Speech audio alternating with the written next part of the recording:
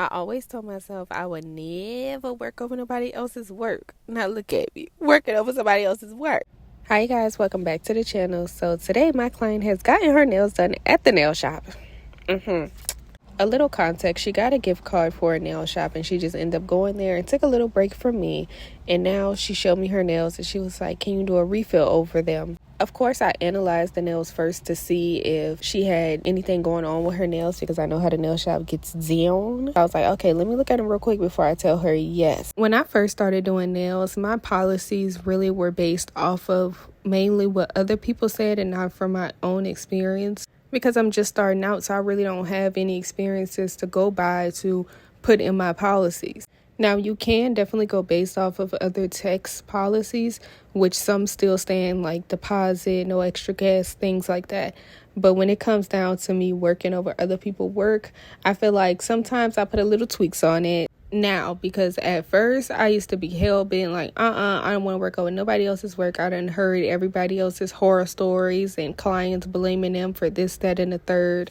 So I was just like, no.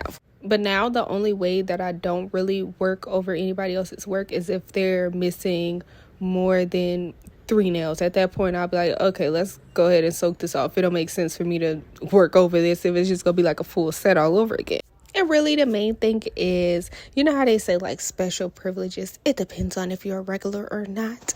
Now, my client here, she is a regular of mine, so I didn't really want her to go through the hassle of trying to soak all of it off. And when I looked at them, nothing was really wrong with them. No lifting, got seed under the nail because the acrylic is clear, like you can see it. Nothing was really wrong with the nail, so I was like, okay, if she don't want to take it off, what's the whole point of taking a whole set off if nothing is wrong with it? Some nail shops, not all, use MMA monomer, which is illegal and it can be harder to remove it. If any of y'all have tried to soak off a MMA nail set, you'll be able to tell because it's really gooey, sticky, like it's not flaky like how a regular soak off should be. With that being said, the only thing I would really warn my client about if nothing is wrong with the set is that the soak off process would potentially take longer. But other than that, we is about to get my girl together and hook her up.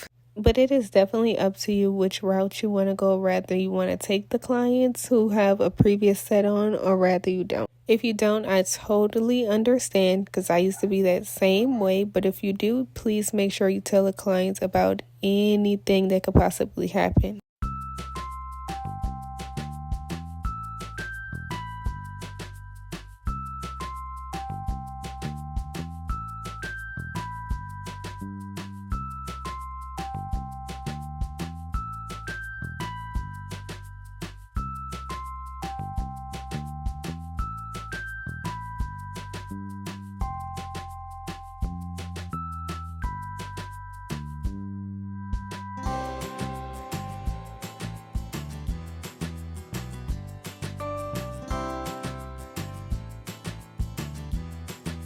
If you want me to go more into detail about my prep, I'll link the playlist right here and go ahead and check it out after you finish this video.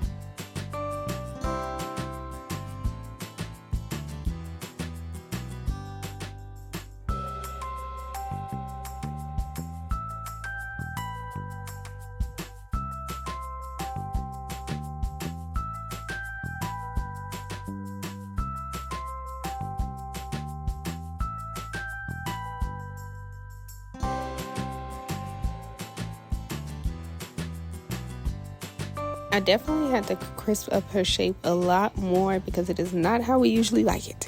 Using my 80/80 grit file definitely made it a lot easier.